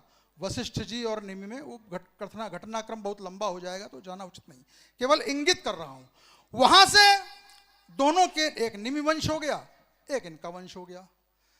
और एक चीज देखिए और भी है, एक बात और भी है। आपने कहा भाई बहन हो जाएंगे तो कैसे विवाह संभव है? 7 पीढ़ी तक। अरे बिल्कुल, आप तो पूरा अवसर है आपको। देखिए, एक वंश में अगर हैं, एक वंश है तो भी रिश्ता तो वही हुआ ना। कुल अगर एक है हमारा और उनका किसी का, वही तो मैं बता रहा हूं ना भाई। भाई बहन वहां हो गए या आपस में सहोदर हो गए, बात तो वही थी। वही मैं स्पष्ट कर रहा था कि 7 पीढ़ियों के पश्चात अगर कोई कुल में है भी और उसका कुल कहीं से अलग हो गया तो 7 पीढ़ियां यदि गुजर जाएंगी तो फिर उनका वो संबंध समाप्त हो जाता है, फिर उसमें विवाह करने में कोई दोष नहीं होता। विषय ये है, कहते ना आज वर्तमान समय भी अगर देख लो, समगोत्रीय नहीं होना चाहिए। उसका कारण मात्र वही है, तमाम विघटन, तमाम चीजें पैदा हो जाती हैं, इसलिए उस पर न जाते हुए भगवान शंकर ने ये जब धनुष दिया देवरात को, क्यों दिया? देवरात ने एक बार भगवान शंकर से कहा कि आप जिसका चिंतन, जिसका मनन अपने मन में किया करते हो, हम उसको देखना चाहते हैं कि वो है कौन। भगवान शंकर ने देवरात को यह धनुष दिया और कहा जाओ और जा करके इनका पूजन और अर्चन करो, तुमको या तुम्हारी पीढ़ी में किसी नृपाल को उसके दर्शन हो जाएंगे इनके पूजन के माध्यम से। 16 पीढ़ी तक लगातार जिसका पूजन होता चला आ रहा, इसलिए तो मैंने कहा था व्यक्तिगत कार्य हेतु। 16 पीढ़ी तक लगातार जिस राजा के यहां इसकी प्रतिष्ठा रही, पूजन होता रहा, आज अपनी कन्या के विवाह के लिए उसको तोड़वाया जा रहा है। क्या ये उचित है? मेरी दृष्टि में उचित नहीं है। तो दैत्येंद्र बल के सुवंशी भक्त क्यों ठुकराई है? श्री शंभु के अपमान की यह नीति क्यों अपनाई है? जब निज इच्छा का वर पाए सिया, ये अम्ब का वरदान है, तो चाप का खंडन कराना शंभु का अपमान है। चलिए, हाँ चलिए, बढ़िया आपने बात को जोड़ा है और विशेष से जोड़ करके अपनी बात को रखा है, इसके लिए आपको धन्यवाद। अब क्योंकि धारा बदलना है, इस वजह से अन्य बातों पर ध्यान न देते हुए धारा पर बढ़ जाएं। दंभ हिंसा से भरा आख्यान मत अपना सुनाओ, क्रोध में ये लाल आंखें मत मुझे अपनी दिखाओ, है न ये शिकायत की घड़ी। अगर आपको लग रहा है कि सीता के विवाह के लिए धनुष तोड़वाया जा रहा है, तो है ना ये शिकायत की घड़ी। आज हम दोनों में सीता वर चयन की बात सबसे बड़ी। इस उपेक्षितकार का कि धनुष को टूट रहा है, इस उपेक्षितकार का बदला चुका लेना कभी फिर। आज मानो धर्म रक्षा हेतु शिव जय बोलनी है, शिव जय बोलनी है, शिव जय बोलनी है। बाणासुर जी, मैंने इसके समर्थन में एक घोषणा पूर्व में भी की थी और उसी घोषणा के समर्थन में मेरी दूसरी घोषणा, टूटेगा चापित बाणा में तो त्रिभुवनांतर भई में जाएगा, ये धसेगा धरासन और नाचेगा अंबराज, शान सब में उबाला जाएगा, चंडी ले खपर प्रशासनी आ जाए इसमें तो बाण दैत्य वंश का भाग्य फूट जाएगा। खटाखट कट खटकेगी की चंद्रहास मेरी तो सारी शौर शक्ति का दिवाला फूट जाएगा। ये तेरे शंबक में अंबे का पान हुआ और किसी वीर के द्वारा यदि कोई बेदल सत्कार हुआ तो कर में मेरे अफसोस वो नहीं पनप पाएगा, उसके शरीर को गरल बना ये वो स्वयं पी जाएगा।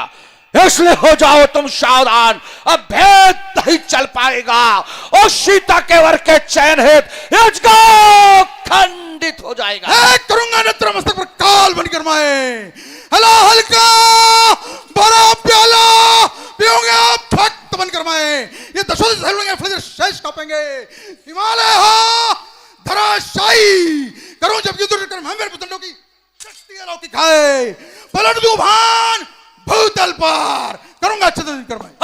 तेरे 10 शीशों पर ज्वाला के अंकार गिरेंगे और शून्य होगी कंचन नगरी, जब गर्भित गदा प्रहार करेंगे और शौर्य की शर्ताएं निकलेगी और बोड़ों की बौछारें होगी और चारों ओर चमकते रण में तलवारों की धारे होंगी, कल पर वीरक प्रदर्शन होगा। मैं कहता ललकार सभा में ओ धनुष का खंडन होगा। नहीं धनुष खंडन होगा, यदि होगा तो जानते हो क्या होगा, ये शंकर का होगा रौद्र रूप, रचंडी का नर्तन होगा, बाणों से ज्वाला धधकेगी, ये अंगारों का वर्षा होगा, मैं विध्वंस करूंगा धनुष यज्ञ, शोणित की नदी बहा दूंगा, मैं लंकेश विकट हुंकारों से उस अंबर में आग लगा दूंगा। ये अजगौ थाती नहीं किसी की, अजगौ विश्व होती है जिसने दैत्यों का दलन किया, इसकी ऐसी ठकरौती है कहां छुपा हुआ नरनाहर जिसके कर से कर्षण होगा, अब नहीं धनुष खंडन होगा।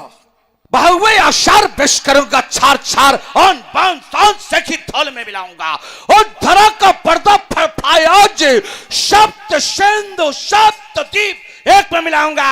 अबे शंकर प्लंकर भी रक्षा है तो एक न मना जो मैं तुमको छकाऊंगा, या तो समझाऊं तुम्हें बार बार, या तो समझाओ तुम्हें बार बार, वरना तुम्हारे वश का अंश भी न बचाऊंगा। दिखे तेरे से तेरे फारिश लाएंगे, दम दमाए दम निशान नम में दमकाएगा, ये उछल उछल सब संग मिलेंगे सब एक में, धड़धड़ाम पर्दा रसादल फट जाएगा, साय साय करते चलेंगे ऊंचा सोपन, तारे टूटेंगे गगन के प्रे बच जाएगा, मैं दिल धरा का ध्वंस करूंगा आज अगर दशकंधर का दिमाग फिर जाएगा।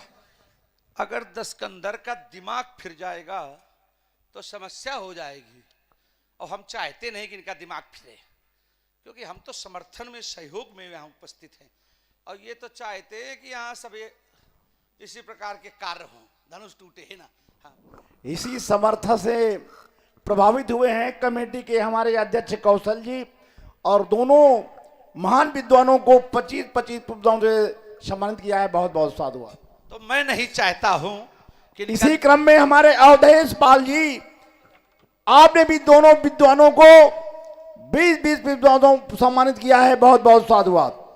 मैं चाहता हूं कि धनुष टूट जाए और आप लोग भी चाहते होगे कि धनुष टूट जाए, सब लोग चाहते हो ना कि धनुष टूट जाए, और केवल ये चाहते हैं कि धनुष न टूटे। अब ये है स्वाभिमानी दंभी, और ये तब तक यहां से जाने वाले भी नहीं है जब तक हम यहां उपस्थित रहेंगे। भाई जब तक इनको अपने बराबर का अयोध्या यहां दिखाई पड़ेगा तब तक ये जाने वाले। तो अच्छा सार कभी कभी प्रत्यक्ष या अप्रत्यक्ष दोनों प्रकार से सहयोग किया जाता है व्यक्ति का। अब ये हमारा अभी तक तो प्रत्यक्ष सहयोग था जनक के लिए, अब ये अप्रत्यक्ष सहयोग जनक का है कि हम चले जाएंगे, हमें विश्वास है कि इनको अपने इनके कोट का मिलेगा नहीं, क्योंकि स्वाभिमानी है तो ये भी यहां से चले जाएंगे। अब बस राजा जनक का उद्देश्य पूरा हो जाएगा। अस्त बैठे हुए प्रिय भक्तगण, ईश्वर की कृपा से सभी के हाथ ईश्वर ने हाथ दिए हैं, चोरी मत करना, दोनों हाथ उठाओ और प्रेम से जयकारा लगाओ, बड़े श्रद्धा और विश्वास के साथ। बोलो जगत गुरु भगवान शंकर की जय। पंडित जी जय हो। आज स्वास्थ्य आपका ठीक नहीं था, फिर भी मेहनत करा ली है। ठीक है, बढ़ रहा था जिस मार्ग की ओर, लेकिन आदरणीय अगले वर्ष के लिए भी मेरा निवेदन स्वीकार करें। ये एक जो होता है ये बड़ा कठिन होता है ना, कि अगले वर्ष के लिए तो अब क्योंकि समित का देखिए हमको तो बहुत वर्षों से प्यार मिल रहा है, सम्मान मिल रहा है, जो हमसे बड़े हमें प्यार दे रहे हैं, स्नेह दे रहे हैं, जो छोटे हैं वो हमारा सम्मान कर रहे हैं, और इस व्यक्ति को इससे बढ़ के कुछ होता नहीं है। तो इन परिस्थितियों में आपकी बात को अस्वीकृत नहीं कर सकता हूं, मैं स्वीकार करता हूं और दोनों लोगों के साथ स्वीकार करता हूं। बहुत बहुत साधुवाद, बहुत बहुत दोनों साधुवाद। लोगों के साथ स्वीकार करता हूं, लेकिन अब महत्वपूर्ण आपका क्रम है कि जिसको भी ये व्यवस्था सौंपे वो बड़ा महत्वपूर्ण होता है, क्योंकि उसको बहुत तकलीफ होती है। भैया ने देखा है, अभी भैया देख के आए अंदर, उसको बहुत तकलीफ होती है। तो इसकी जिम्मेदारी आपकी है। हम वचनबद्ध हैं आपके लिए, हम आएंगे और इनके लिए भी वचनबद्ध हैं। जैसे आज इनको भी परिस्थिति में लाए, इसे ले आएंगे, बिल्कुल बिल्कुल। हम इनसे कहलवाए भी दे रहे हैं। हाँ, जरा दो शब्द बोलिए। मैं बिल्कुल अवश्य रहूंगा। समिति के आदेश का पालन होगा और आप तो स्नेह करते ही हो, जहां आप हो वहीं हम हैं। बहुत बहुत धन्यवाद। एक बार फिर पुनः जयकारा लगाएं। बोलिए जगत गुरु भगवान शंकर की जय। बढ़ रहा था जिस मार्ग की ओर, उस मार्ग में बाधाएं आना स्वाभाविक है। बड़ा स्वरूपी एक बाधा भी आई और चली गई। मुझे पुनः अपने उसी मार्ग पर बढ़ जाना चाहिए जिसके लिए मैं यहां पर आया हूं।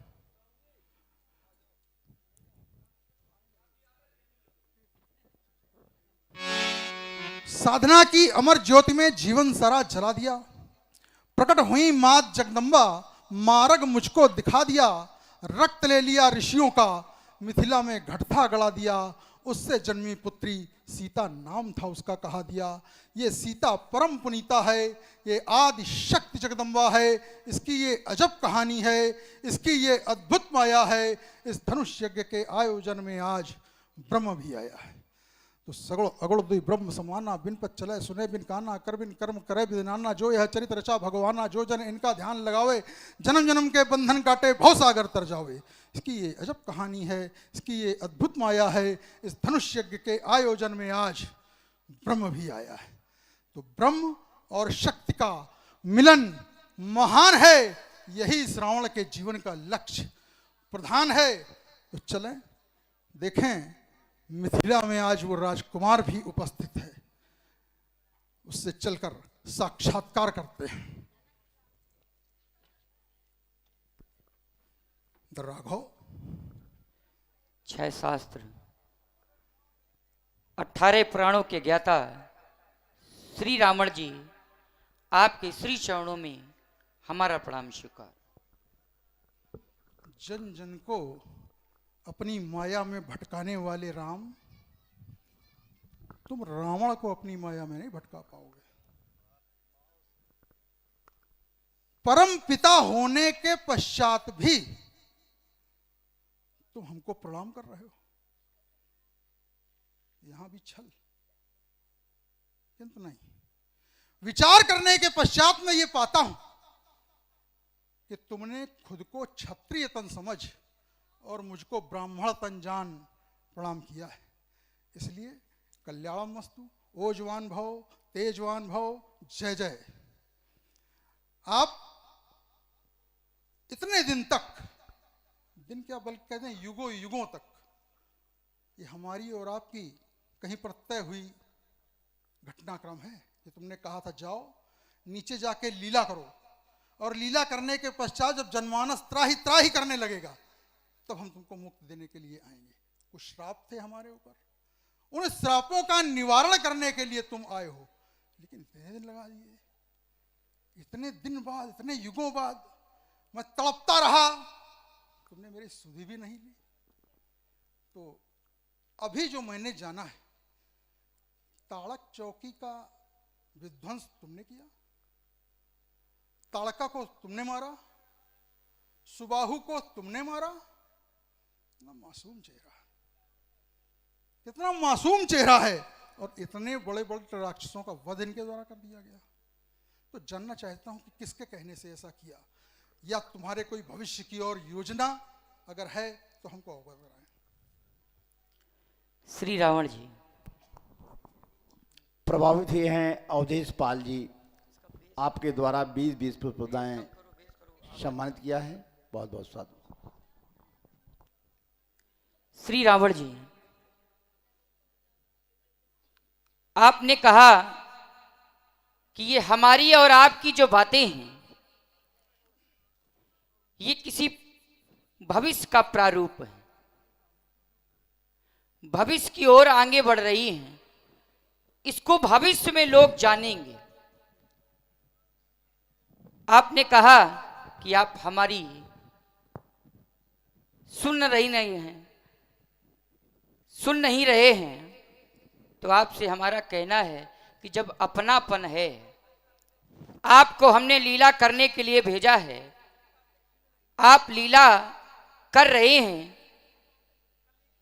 तो हमारा आपसे कहना है कि जब आप अपने हैं तो आपको देखने के लिए ही मैं इस धराधाम पर आया हूं।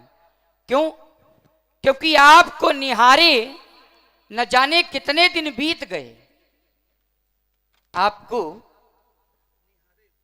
निहारे न जाने कितने दिन बीत गए, मन को मारे न जाने कितने दिन बीत गए। अपनी तस्वीर श्री रावण जी, अपनी तस्वीर अब टांग दो मेरे सीने में। क्यों? क्योंकि इसको उतारे बहुत दिन बीत गए। आपके लिए आया हूं और ये संघर्षमयी जीवन है। संघर्ष दो प्रकार से होता है, एक धर्म से होता है, एक अधर्म से होता है। कोई धर्म पर संघर्ष करता है, शीर्ष चढ़ता है, धर्मानुरागी कहलाता है। संघर्ष वो भी है। एक संघर्ष अधर्म के मार्ग पर चलकर किया जाता है, संघर्ष वो भी होता है। तो बिना संघर्ष कोई महान नहीं होता। यदि आप भुजबल विश्व शिखर राक्षस को न स्वतंत्र, तो इसमें भी संघर्ष छिपा है। बिना संघर्ष कोई ऐसा नहीं होता। बिना संघर्ष कोई महान नहीं होता। बिना कुछ किए कोई काज नहीं होता। जब तक नहीं पड़ती है पत्थर पर हथौड़े की चोट, तब तक पत्थर भी लोगों के लिए भगवान नहीं होता। मैं आपके लिए आया हूं इस धराधाम पर, आपसे कहना है, मैं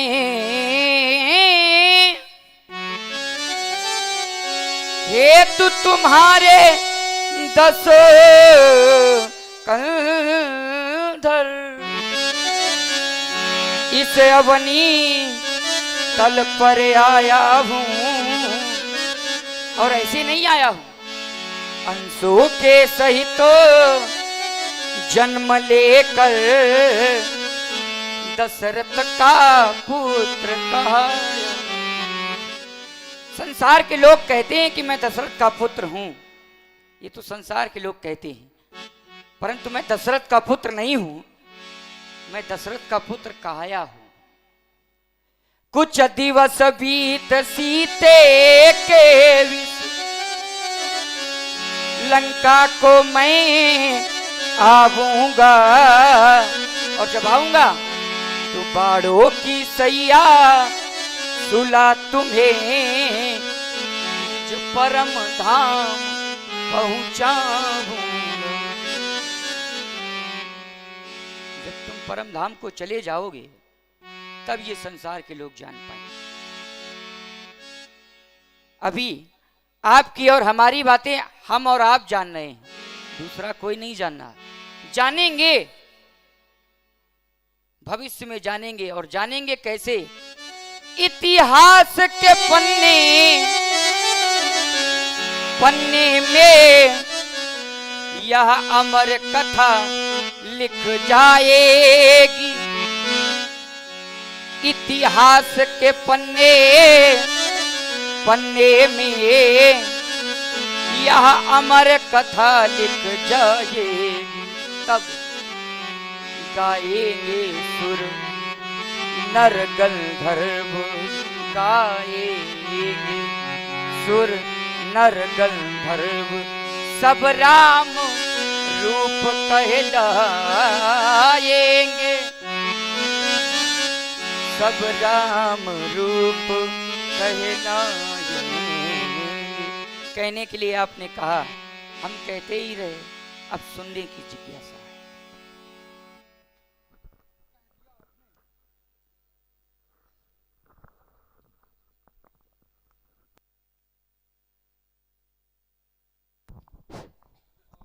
और यहाँ पे आदरणीय अतुल सिंह जी कछुआ,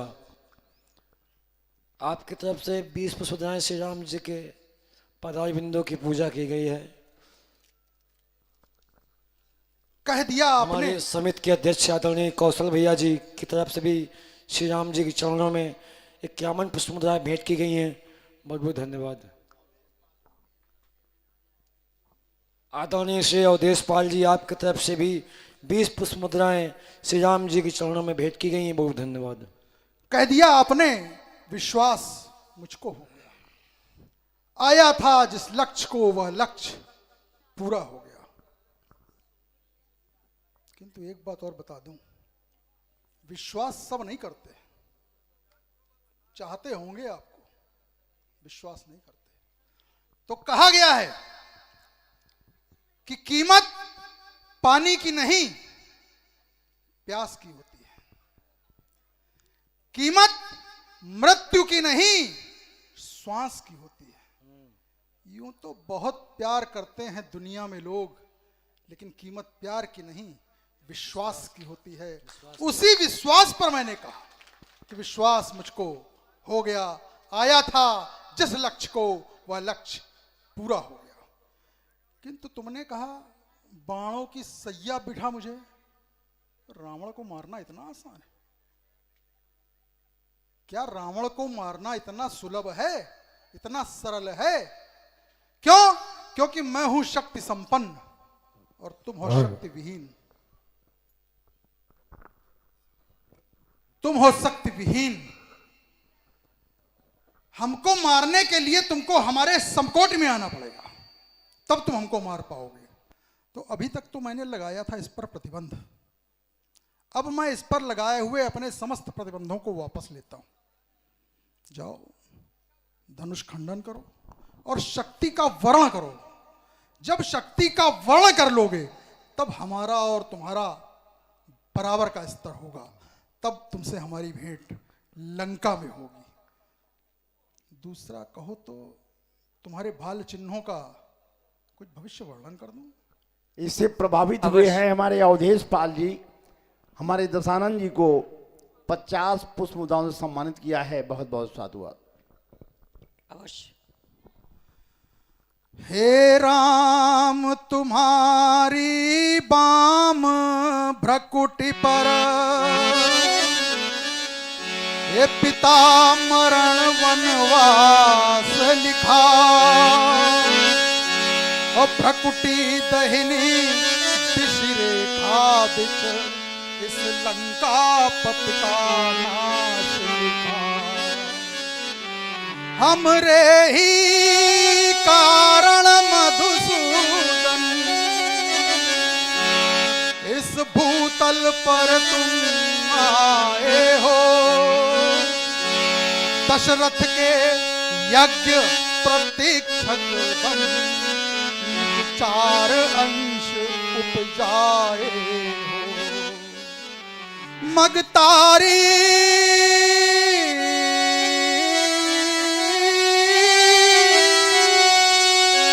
अहिल्या नारी को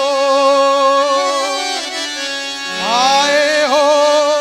शंभु चाप माही, ओ हे राम धनुष तुम तोड़ोगे, या में संशय है कछुआ।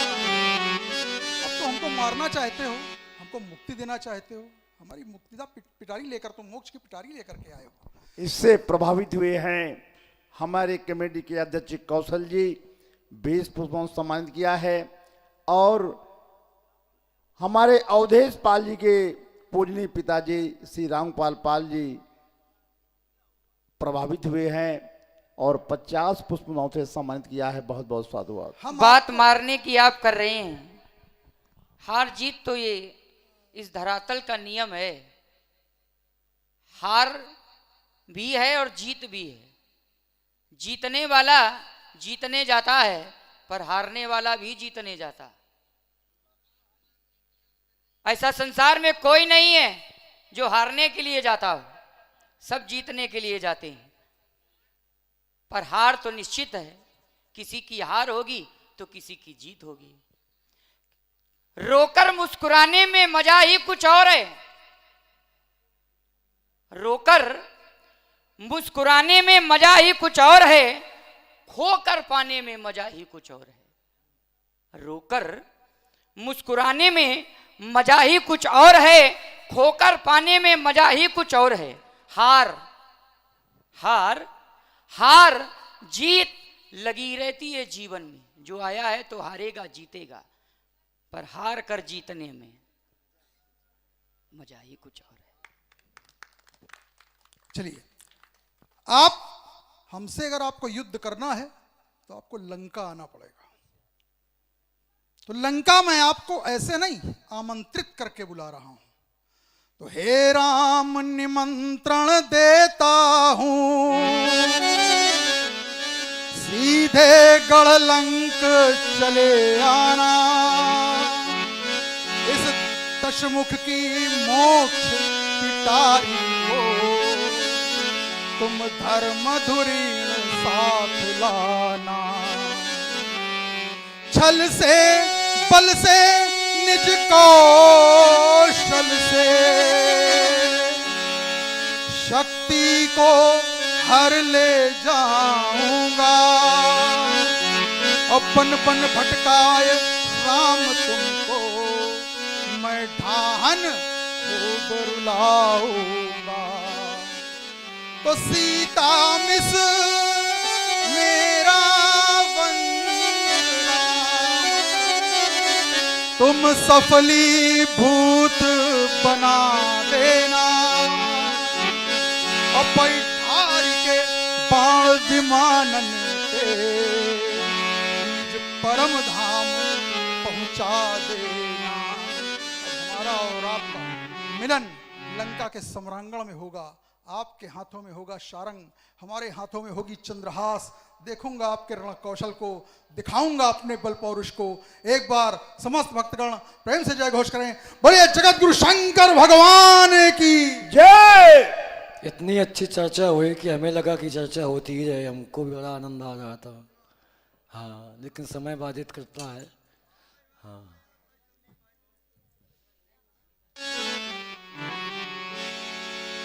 ऐसे कलाकारों को समागम हो नहीं पाता हर जगह।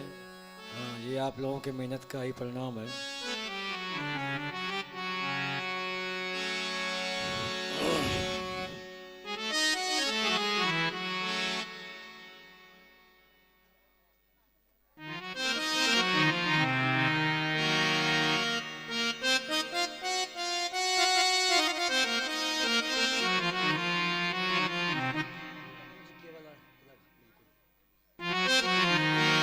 सिंहत भय